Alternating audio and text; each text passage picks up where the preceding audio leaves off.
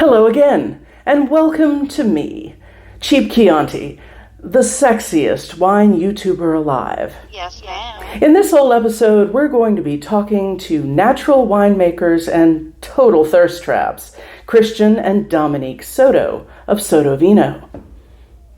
What's that you say? Natural wine is just a trendy bottle full of funky garbage? Let's talk about that. You're a real wine lover. I get it. So am I. You love real wine.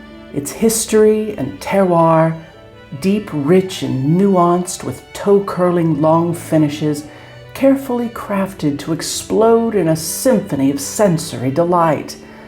Low-intervention wines are unpalatable and expensive, and the bottle label is all hipstery.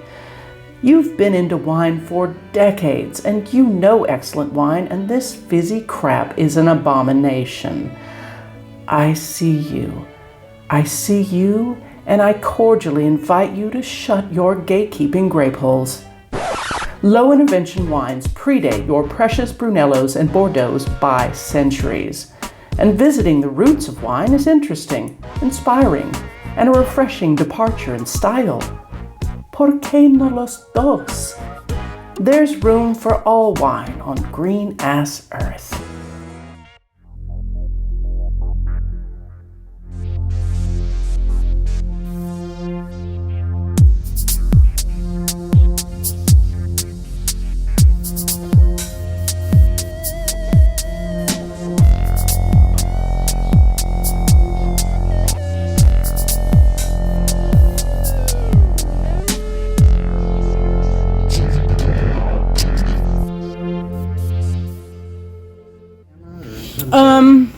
Yeah, you look at the camera, each other, just whatever, but yeah, look at the camera more than me. Okay.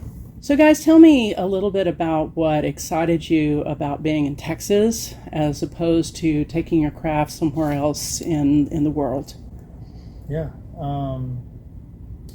I think that there's a huge opportunity in painting the canvas for what Texas wine is going to look like in the future. It's such an early region in the grand scheme of time, and it's exciting to see that it's growing and people are appreciating it, and we wanted to be a part of the action, really. Mm-hmm. I think we had the option of moving to California and doing some wine work there, but being from Texas, in meeting some really great winemakers and seeing the opportunity, we decided this is where we wanted to stay, home, close to family, and leave our mark for future generations. About 4 years ago is when we started, and by then Fredericksburg was already growing, and I think every year we're seeing more and more wine producers popping up, but it wasn't until my brother and I started kind of peeking into the natural wine movement happening not only here but around the world that we started exploring some of the people that were doing it here in Texas, and we were introduced to people like Louis Dixon at La Cruz de Camal, and Henry Croson and the Austin Winery. Honestly, just felt like the perfect timing for everything, for the new region in history, this wine movement that was happening, and the opportunity of creating a piece of art that existed in the world that we like to live in and enjoy ourselves. Yeah. And when we first got into trying natural wines, they would be a little more funky. So we'd go into some wine shops and ask for the funkiest wine they had. And those were like just a fun experience, a lot different than the more conventional wines that you would try. What was your first introduction to that style of wine? Where did you come upon it and be like, whoa, I'm all about this? Dominic and I were raised by a dad who introduced us to wine at a young age, but it was always heavy red steak dinner, overly tannic wines, and that's our idea of what wine was supposed to be like. Yeah. And then when we tried wines like this, we were like, oh, this is wine for us. This is wine for our friends. This is wine for our crowds. I had attended Wild World in 2019 while working in Fredericksburg, and had a chance to try natural wines from all over the world. was also watching a web series called Munchies, Chef's Night Out, where chefs would get together with their friends and visit their favorite bars and wine shops. And I noticed that there was this like wine scene happening in France and Germany that didn't exist here yet. And then like natural wine shops that are just now starting to pop up everywhere, but that just didn't exist at the time. Little Death in San Antonio opened at the same time also. And that's when I was really like, okay, let's see if this is going to be a long-standing thing or is it going to be a fad.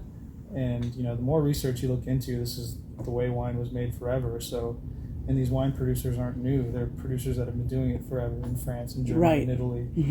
And it just opened our world up. What do you think appeals to people about natural wines? Well, low intervention, natural, and we'll get to that in a sec, because those terms are a little confusing. What exactly they mean. They're sort of umbrella. But before, like, what is it do you think appeals to people about this style of wine?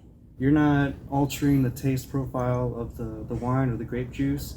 You're letting it speak for itself in just the minimal intervention process and style. Color as well is very appealing. It's almost like picking a candy off the shelf when you see it. Nice. Yeah, so it's nice, and you can kind of taste what it looks like. Nice. Yeah. So what would you, like we said, the concept of natural wine, which, people come into the department and they're like, do you have any natural wines? And I, as a, salesperson of those wines, have to say, what exactly do you mean? Right. Because sometimes they don't know exactly what they mean. Do they mean viticultural, like organic, biodynamic, or do they mean vinification, best practices?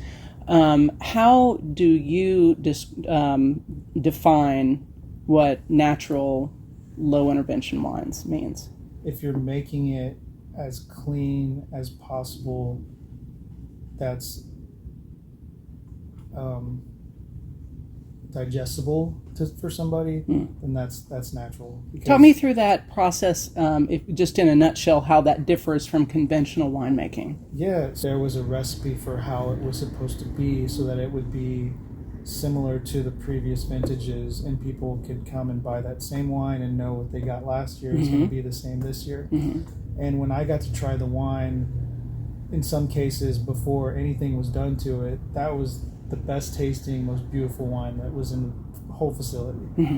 And it was almost depressing to see that they're like, nope, the acid isn't right, so we need to add acid to it, and nope, the tannins are off, so we have to add artificial tannins, and nope, and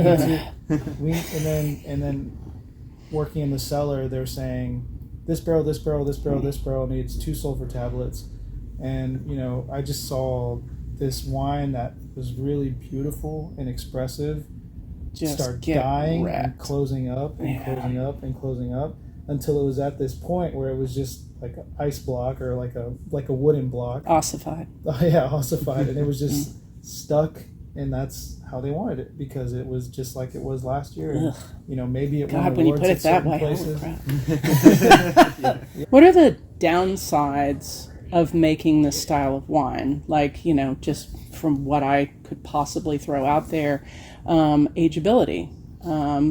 There's a shelf life, right? Yeah. What are some of the downsides to the natural wine? I mean, that could be a downside or that could be a plus side. I think if you're shopping organically, that fruit and that vegetable isn't going to sit long in your fridge. But that's similar to, I think that just comes with the expectation of knowing what you're getting with a company like ours or with the natural wine company. It's meant to be drank young. It's a natural product, and it's going to have variations of what the flavor is going to be like. That's sort of the adventure of it. And these are living wines, so they're going to be changing their taste profile throughout their life as well. As they sit there. Yeah. So when we first bottle it, a couple weeks after, once we release it, sometimes it'll taste very fresh. Then it may go through another period where it has a little funky flavor to it as well.